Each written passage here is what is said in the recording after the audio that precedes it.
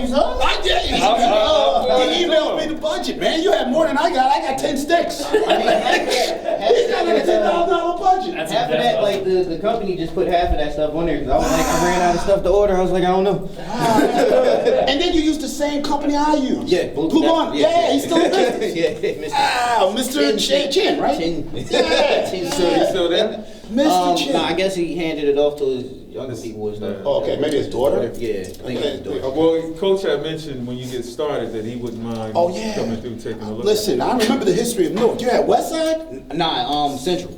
We're Central. Even better. Yeah. Even better, because that building is beautiful. The brand new building I guess is they're giving beautiful. us like the multi-purpose room or something, but it's huge. And I'm like, this is Listen, bigger when than- you ready, I will come out of retirement and give a few lessons. I'll give a few lessons. Now I'm gonna be slow. They're gonna be able to hit the Bentley more now. But this prosperity right here, I'm gonna let y'all know that, right? But yeah, I've been and prosperous. I'll come down too.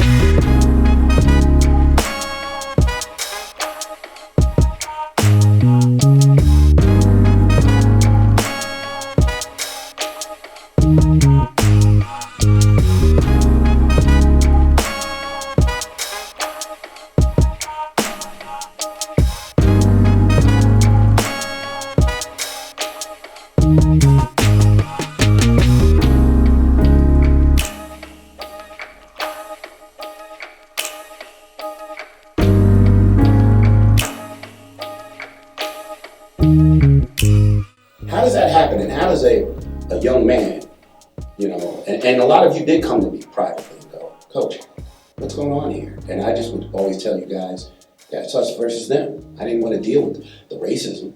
The thing about it is that, I wanted them, the coaches and their fencers, to appreciate that here we are, we come here. Yeah, we different. We look a little different. We dress a little different.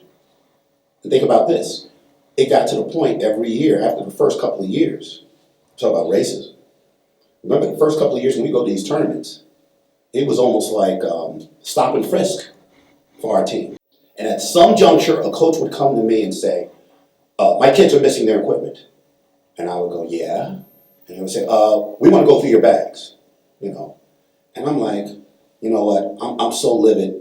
First of all, I almost wanted to say no and do something that probably ought to got locked up because, Glen Garden, New Jersey, they locked me up. I said, you know what, go. That's how much conviction I had going. And they would look, and it was publicly embarrassing for you guys, and I could see it on your face. And I know some of you were like, yo, Coach, why you let them look? Because I want them to understand and leave this section of the gym with no doubt. We don't have your equipment. Why are we always the usual suspects? Your kid is missing stuff, and you automatically assume the kids with the black and brown boys, they stole your stuff. How many times that happened? And then, I think it was after the third year that happened, what did we do? We no longer put our equipment in the stands. We went and found a corner somewhere other than where everybody was keeping their equipment, and we kept our stuff. So this way, we're not even in the stands. You can't even say, well, my kid's missing something. We're not even in that section. In some cases, you remember Voorhees had 2 gyms. There was the main gym and there was an auxiliary gym. We would, unload our equipment in the auxiliary gym away from everybody else. That was done on purpose because I got tired of stop and frisk at a fencing meet or at a tournament. After the third year, I said, that's it.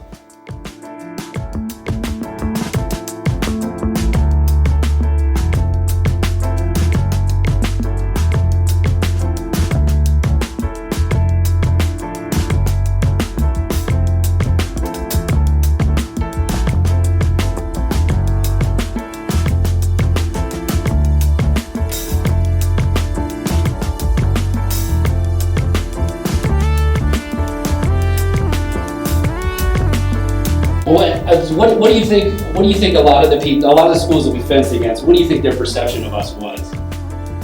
Well, some of the perception of us that they did get was, I guess, doctored a little bit. Sometimes we would walk in and we'd kind of embellish the hood. Like, everybody on the fencing team wasn't hood. Everybody wasn't ghetto. Everybody wasn't tough. But when we walked in, cats was gonna act like they was tough. You know, they was borrowing other people's Timberlands so they could walk in with it, you know, with hoodies on and stuff like, what up?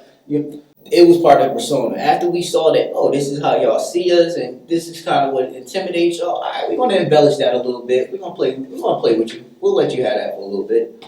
But again, everything equalizes. When you get on the strip, it doesn't matter. It doesn't matter how hood you are. It doesn't matter how bougie you are. When you get on the strip, what's the score there?